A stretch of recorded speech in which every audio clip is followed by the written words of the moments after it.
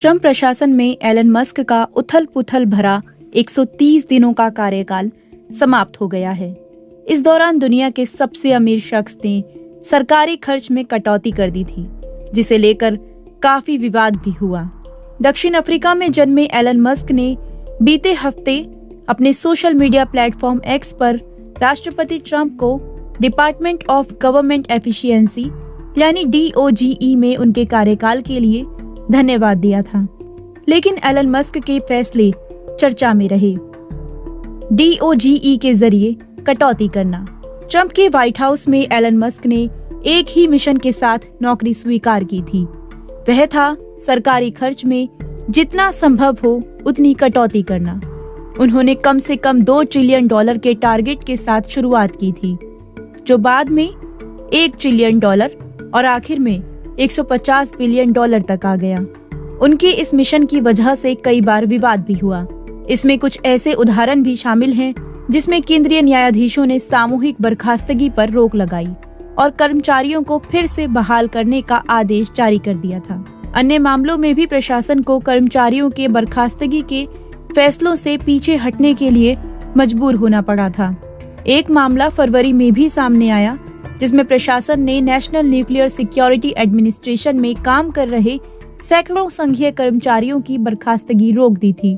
इनमें से कुछ कर्मचारी अमेरिकी परमाणु शस्त्रागार से संबंधित नौकरियों में कार्यरत थे। व्यवसाय और राजनीति। ट्रंप के व्हाइट हाउस में मस्क की उपस्थिति ने लोगों को चौंका दिया था और फिर संभावित हितों को लेकर सवाल भी उठे।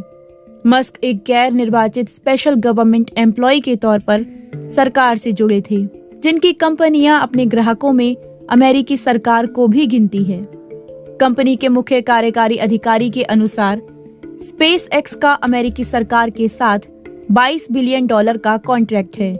कुछ डेमोक्रेट्स ने मस्क पर अपनी सैटेलाइट इंटरनेट सेवा कंपनी स्टारलिंक का विदेश में कारोबार बढ़ाने के लिए अपने पद का लाभ उठाने का भी आरोप लगाया है।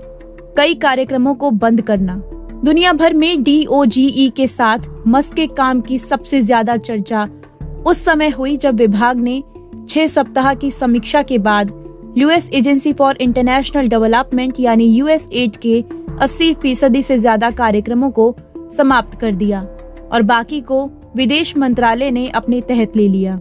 USAID में कटौती के कारण अकाल का पता लगाने, टीकाकरण और संघर्ष क्षेत्रों में खाद्य सहायता जैसे कार्य की परियोजनाओं पर जल्द ही प्रभाव पड़ने लगा। इसमें युद्ध से जूझ रहे सूडान में कम्युनिटी किचन, तालिबान की वजह से जान बचाकर भागी युवा अफगान महिलाओं के लिए स्कॉलरशिप और भारत में ट्रांसजेंडर लोगों के लिए क्लिनिक भी शामिल हैं।